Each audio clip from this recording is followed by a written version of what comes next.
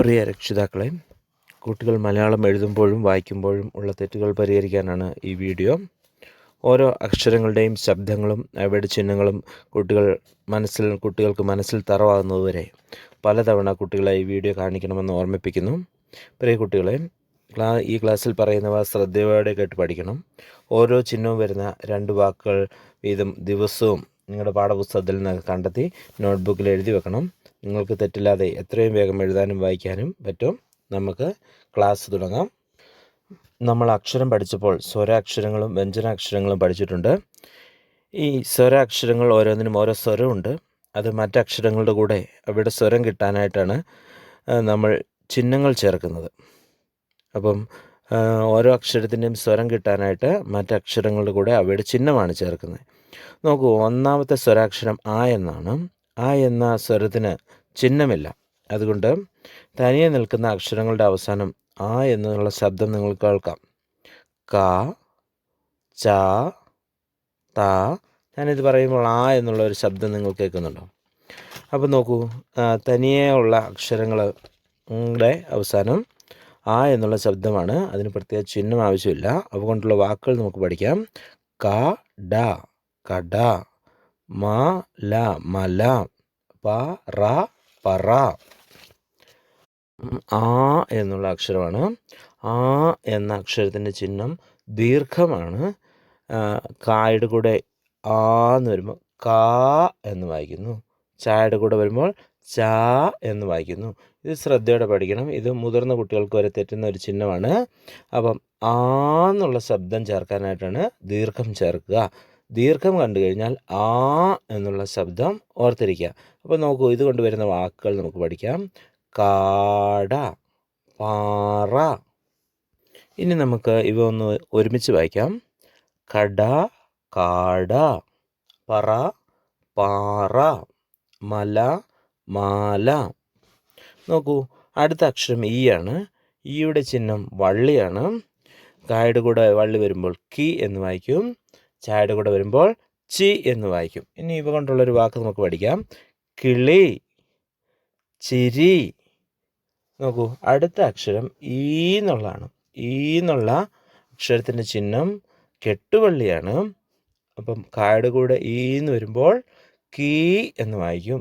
ചായയുടെ കൂടെ വരുമ്പോൾ ചീ. അപ്പോൾ ഇതുകൊണ്ടുള്ളൊരു വാക്ക് നോക്കൂ. കീരി, ചീര. ഇനി നമുക്ക് ഇവ ഒരുമിച്ച് പഠിക്കാം.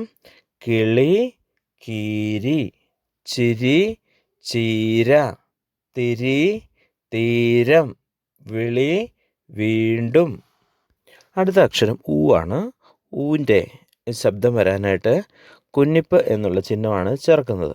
അപ്പം ഊ എന്നുള്ള ശബ്ദം കേട്ട് കഴിഞ്ഞാൽ ഈ ചിഹ്നം ഓർക്കുക. ഈ ചിഹ്നം കണ്ടു കഴിഞ്ഞാൽ ഊ എന്നുള്ള ശബ്ദമാണെന്ന് ഓർക്കുക. കായുടെ കൂടെ ഊ വരുമ്പോൾ കു എന്ന് വായിക്കും. മായുടെ കൂടെ വരുമ്പോൾ മു. അപ്പോൾ ഇതുകൊണ്ടുള്ളൊരു വാക്ക് നമുക്ക് പഠിക്കാം.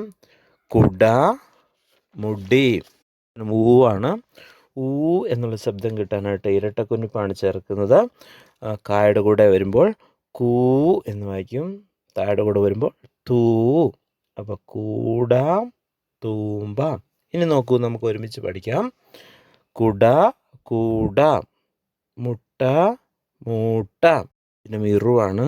ഇറു എന്നുള്ള ശബ്ദം വായുടെ കൂടെ വരുമ്പോൾ വൃ എന്ന് വായിക്കും. കായുടെ കൂടെ വരുമ്പോൾ കൃ എന്ന് വായിക്കും.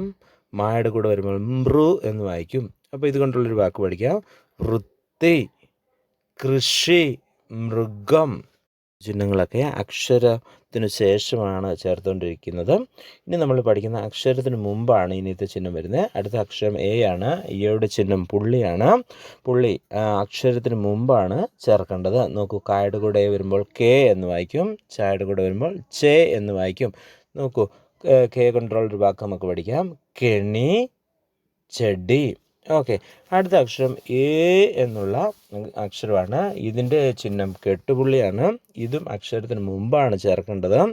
കായുടെ കൂടെ എ എന്ന് വരുമ്പോൾ കെ എന്നാണ് വായിക്കുന്നത്. ചായുടെ കൂടെ വരുമ്പോൾ ചേ എന്ന് വായിക്കും. ഇനി നോക്കൂ, ഇതുകൊണ്ടുള്ളൊരു വാക്ക് നമുക്ക് പഠിക്കാം. കേക്ക്, ചേന. ഇനി നമുക്ക് ഇവ ഒരുമിച്ച് പഠിച്ചാലോ? നോക്കൂ, കെട്ടു, കേട്ടു. തെങ്ങ്, തേങ്ങ. നോക്കൂ, അടുത്തത് ഐ എന്നുള്ള അക്ഷരമാണ്. ഐയുടെ ചിഹ്നം നോക്കൂ, ഇരട്ട പുള്ളിയാണ്. നോക്കൂ, സായുടെ കൂടെ ആയി വരുമ്പോൾ സൈ എന്ന് വായിക്കും. ചായയുടെ കൂടെ വരുമ്പോൾ ചൈ എന്ന് വായിക്കും. തായുടെ കൂടെ വരുമ്പോൾ തൈ എന്ന് വായിക്കും. നോക്കൂ, ഇവ കൊണ്ടുള്ള ഒരു വാക്ക് നമുക്ക് പഠിക്കാം. സൈക്കിൾ, ചൈന, തൈര്. അടുത്ത അക്ഷരം ഓയാണ്. ഓയുടെ ചിഹ്നത്തിൻ്റെ പ്രത്യേകത, അവയ്ക്ക് 2 ചിഹ്നങ്ങളുണ്ട്. ഒന്ന് പുള്ളിയും ഒന്ന് ദീർഘവും. നോക്കൂ, പുള്ളി അക്ഷരത്തിന് മുമ്പ് ചേർക്കണം, ദീർഘം അക്ഷരത്തിന് ശേഷം ചേർക്കണം. അക്ഷരം നടുക്ക് ഇരിക്കും. നോക്കൂ, കായുടെ കൂടെ ചേർക്കുമ്പോൾ കോ എന്ന് വായിക്കും. തായുടെ കൂടെ ചേർക്കുമ്പോൾ തോ എന്ന് വായിക്കും. ഇനി വേണ്ടിയുള്ള വാക്ക് നോക്കൂ, കൊക്ക്, തൊപ്പി. ഓ എന്നുള്ള ശബ്ദമാണ്. ഓ എന്നുള്ള ശബ്ദം വരാനായിട്ട് ഈ ചിഹ്നങ്ങളാണ് ചേർക്കുന്നത്. കെട്ടുപുള്ളിയും ദീർഘവും. കെട്ടുപുള്ളി അക്ഷരത്തിന് മുമ്പ് ചേർക്കും, ദീർഘം അക്ഷരം കഴിഞ്ഞ് ചേർക്കും. അപ്പോൾ കായുടെ കൂടെ ഓ എന്ന് വരുമ്പോൾ കോ എന്ന് വായിക്കും. തായുടെ കൂടെ വരുമ്പോൾ തോ എന്നാണ് വായിക്കുന്നത്. ഇനി ഇവ കൊണ്ടുള്ളൊരു വാക്ക് പഠിക്കാം. കോഴി, തോണി. ഇനി നോക്കൂ, ഇപ്പം നമുക്ക് ഒരുമിച്ച് പഠിക്കാം. കൊക്ക്, കോഴി, തൊപ്പി, തോണി. പഠിക്കുന്ന ഔ ആണ്. കായുടെ കൂടെ ഔ വരുമ്പോൾ കൗ എന്ന് വായിക്കും. സായുടെ കൂടെ ഔ വരുമ്പോൾ സൗ എന്ന് വായിക്കും. നോക്കൂ, ഇവ കൊണ്ടുള്ളൊരു വാക്ക് നമുക്ക് പഠിക്കാം. കൗതുകം, സൗകര്യം. അമ്മാണ്. അമ്മിൻ്റെ ചിഹ്നം നമുക്കറിയാവുന്നതാണ്, അനുസാരം. ഇത് അക്ഷരങ്ങളുടെയൊക്കെ അവസാനമാണ് സാധാരണ ചേർക്കുന്നത്. ഇതുകൊണ്ടുള്ളൊരു വാക്ക് നമുക്ക് പഠിക്കാം. മുഖം, പടം, മരം. എന്നുള്ള ശബ്ദം വരുമ്പോഴൊക്കെ ഈ ചിഹ്നം ചേർക്കുക. അടുത്തത് ആ എന്നുള്ള ശബ്ദമാണ്. അതിൻ്റെ ചിഹ്നം വിസർഗം എന്ന് പറയും. നോക്കൂ, ഇതുകൊണ്ട് വളരെ കുറച്ച് വാക്കുകളേ ഉള്ളൂ.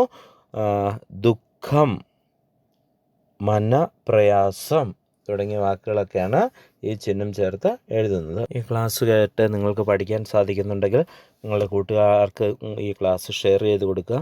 അതുപോലെ മലയാളത്തിലെ ഉപചിഹ്നങ്ങൾ, ചില്ലക്ഷരങ്ങൾ, കൂട്ടക്ഷരങ്ങൾ ക്ലാസ് ഉടനെ നിങ്ങൾക്ക് ലഭിക്കും. നിങ്ങൾക്ക് ഈ ക്ലാസ്സുകൾ കാണാൻ താല്പര്യമുണ്ടെങ്കിൽ ചാനൽ സബ്സ്ക്രൈബ് ചെയ്ത് സൂക്ഷിക്കുക. അപ്പോൾ കാണുന്ന ബെൽ ബട്ടണിൽ ഓൾ എന്നുള്ള ഓപ്ഷൻ നൽകി കഴിഞ്ഞാൽ ക്ലാസ് ഇടുമ്പോൾ തന്നെ നിങ്ങളുടെ യൂട്യൂബിൽ നിങ്ങൾക്ക് മെസ്സേജായിട്ട് ലഭിക്കും. താങ്ക്